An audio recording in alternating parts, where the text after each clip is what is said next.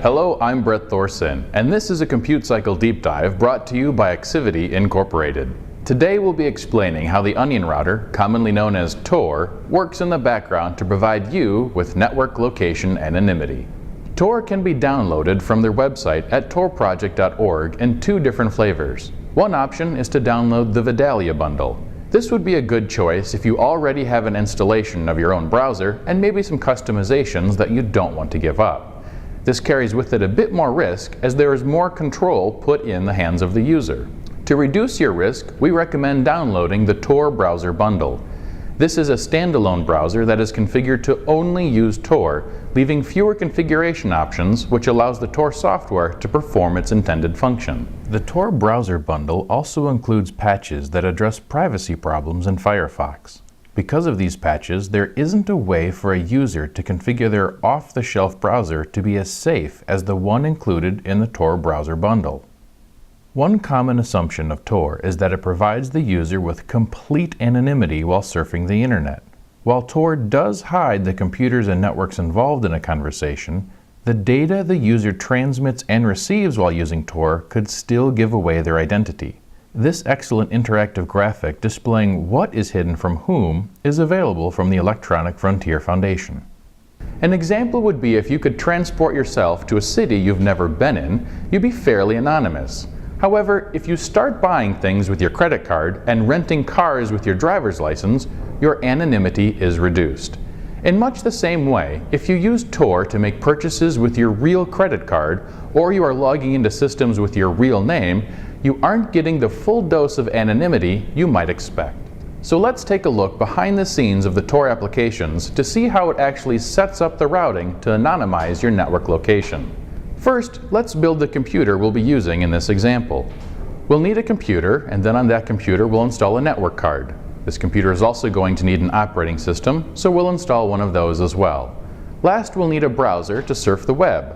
While Tor isn't limited to just web browsing, that's what we'll use in our example today. We'll also need a destination server that we are trying to access.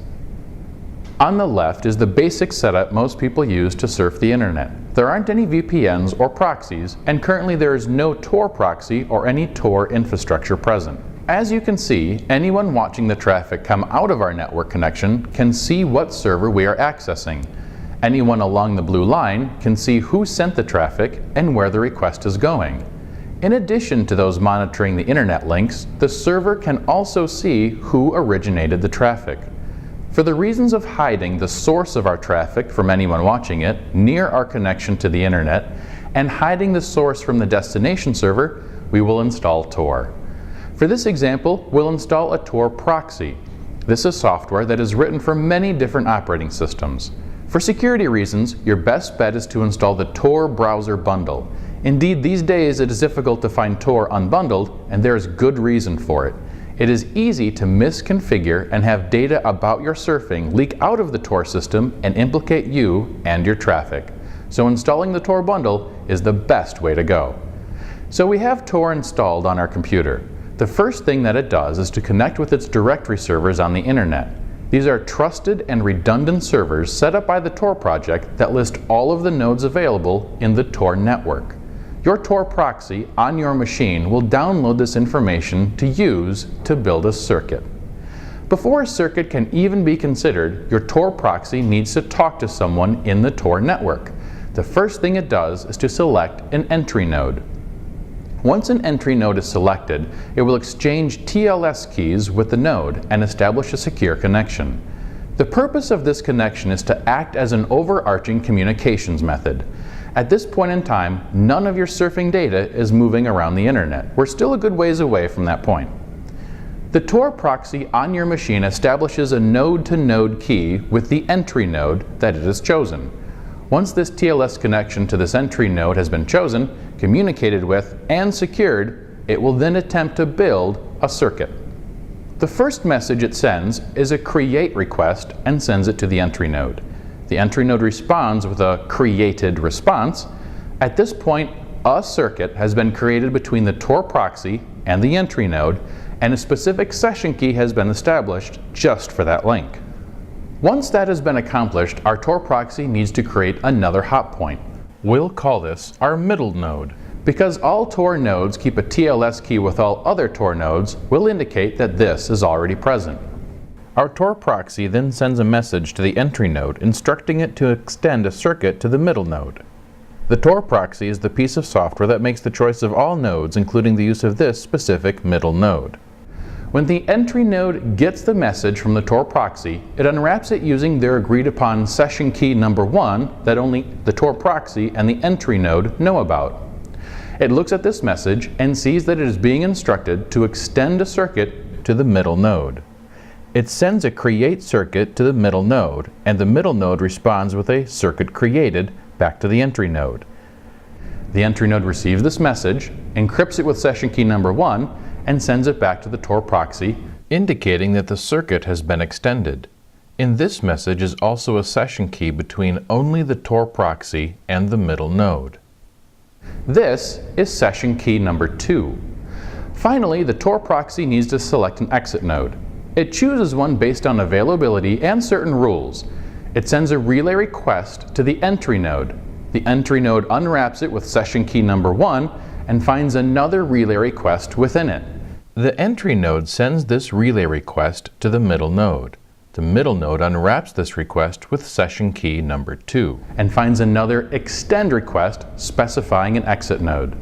The exit node is contacted, and back through the chain is sent a session key that only the Tor proxy and the exit node can use to communicate with each other.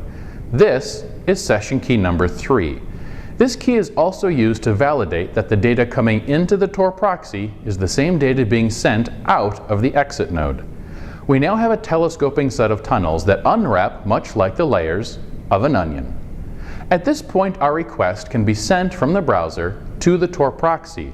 There, it will wrap it up in 3 layers of encryption using 3 different session keys and send it through the 3 nodes. Each node will unwrap 1 layer of it. The first 2 nodes will only see that they need to forward it onto another Tor node. The last node will see that it needs to make contact with a website. The benefit here, though, is that the exit node has no idea where this traffic originated from.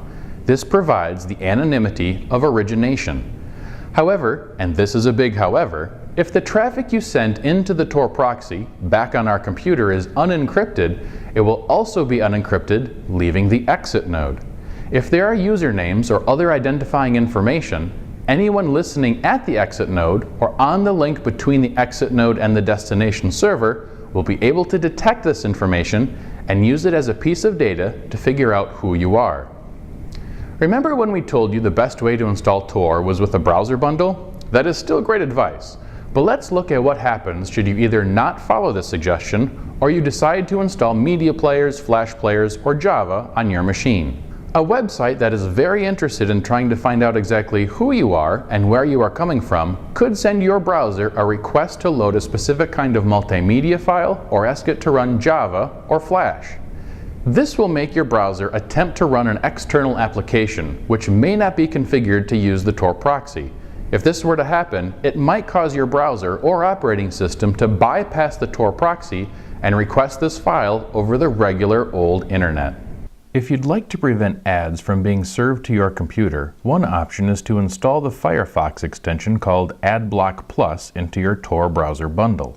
The fewer things your browser is asked to do, the less information it will potentially emit to the world that could divulge your identity. This software does not ship with Tor natively, so it will have to be downloaded and installed manually. The way that Tor circuits are destroyed happens in much the same way as they are created. It doesn't even have to destroy the entire circuit. Your Tor proxy could just pick a new exit node. There are many other features built into the Tor software to prevent many attacks. Today we just covered the basics of how a Tor connection is actually created. Stay tuned for more videos on how Tor hidden services work and how bridge nodes work to help people in oppressed countries communicate. If you have any comments, please let us know at feedback@computecycle.com, or you can follow us on Twitter @ComputeCycle. I'm Brett Thorson. Thank you for watching this Compute Cycle Deep Dive brought to you by Activity Incorporated.